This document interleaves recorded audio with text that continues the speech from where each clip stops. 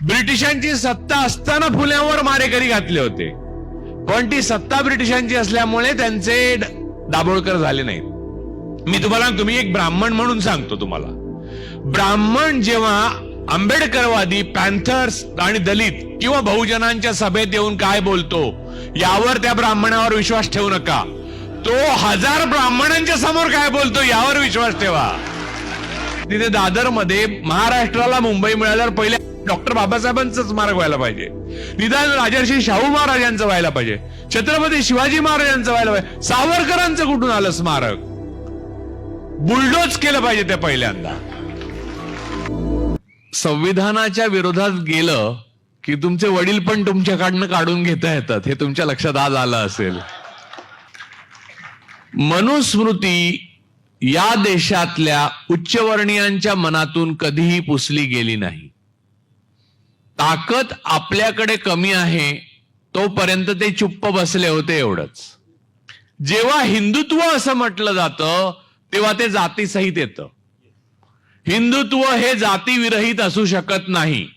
दुर्दैवाने आज ब्राह्मणवादाची संपूर्ण पालखी बहुजन वाहत आहेत. त्यामुळे प्रॉब्लेम काय झाला, जेव्हा वेळ आली आत्ता मनुस्मृतीची पुनर्स्थापना करण्याची, तेव्हा बहुजनांमधले ओबीसी आणि मराठे सुद्धा ब्राह्मणवादाच्या पालखीचे भोई झालेत. त्यांना तो हिंदुत्ववाद वाटतो. आणि धर्मग्रंथांबद्दल बहुजनांना पराकोटीचा आदर का? कारण त्यांना वाचायचा अधिकारच नव्हता. त्यामुळे आतमध्ये काय लिहिलं हे माहित नसल्यामुळे आदर. बरं, गंमत अशी की संविधान हे सुद्धा एक धर्मग्रंथ बनवला, ते आतमध्ये काय लिहिले ते वाचलं नाही नंतर.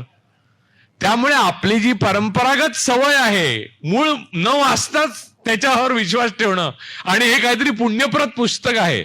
म्हणजे जर काही संविधानासंबंधी पूजा वगैरे निर्माण केल्या असत्या ब्राह्मणांनी तर आतापर्यंत सुरू पण झाल्या असत्या. तुमच्या कुंडलीमध्ये असंविधान योग दिसतोय, त्यामुळे जेलमध्ये जाल. तर ही शांती केली तर तुम्हाला पुन्हा संविधान योग प्राप्त होऊन तुम्ही त्यातून मुक्त व्हाल. अशी एक काहीतरी पुंगी सोडली तर मला खात्री आहे की कुठच्या तरी नदीच्या काठावर तुफान फायदा होऊ लागेल. मी तुम्हाला सांगतो, तुम्ही एक ब्राह्मण म्हणून सांगतो तुम्हाला, ब्राह्मण जेव्हा आंबेडकरवादी, पॅन्थर्स आणि दलित किंवा बहुजनांच्या सभेत येऊन काय बोलतो यावर त्या ब्राह्मणावर विश्वास ठेवू नका. तो 1000 ब्राह्मणांच्या समोर काय बोलतो यावर विश्वास ठेवा.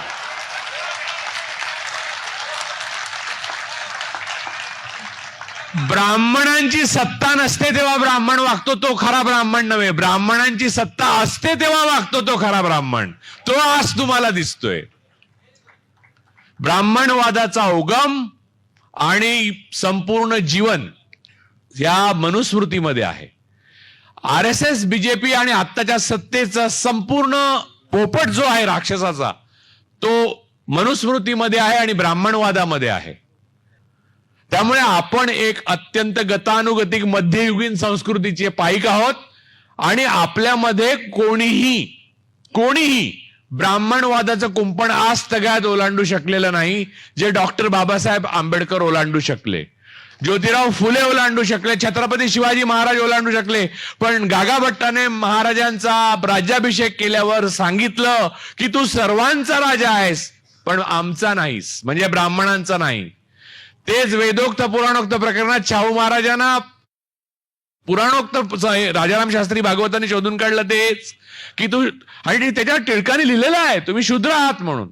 त्यामुळे आज जे मराठे समजतात की आता उपमुख्यमंत्रीपद नंतर मुख्यमंत्रीपद आणि त्याच्यानंतर पंतप्रधान पद, त्यांना लक्षात घेतलं पाहिजे की थिओक्रसीच्या जोरावर जे शासन संस्था उभी राहते त्याच्यामध्ये तुम्हाला गावकुसा बाहेर जाण्याची पुढची पायरी आहे. उपमुख्यमंत्रीपद तर दूरच, तुमचा कामापुरता मामा आहे, इथे कामापुरता काका होता.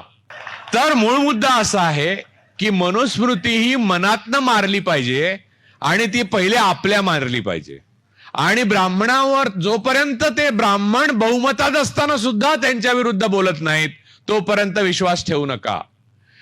ब्राह्मणवाद नेहमीच कोणत्याही साध्य साधन सुचिताविना खेळत आलेला आहे. आणि इथे तर फॅसिस्ट आणि ब्राह्मणिझम यांचं कॉम्बिनेशन आहे. दिस इज डेडली कॉम्बिनेशन.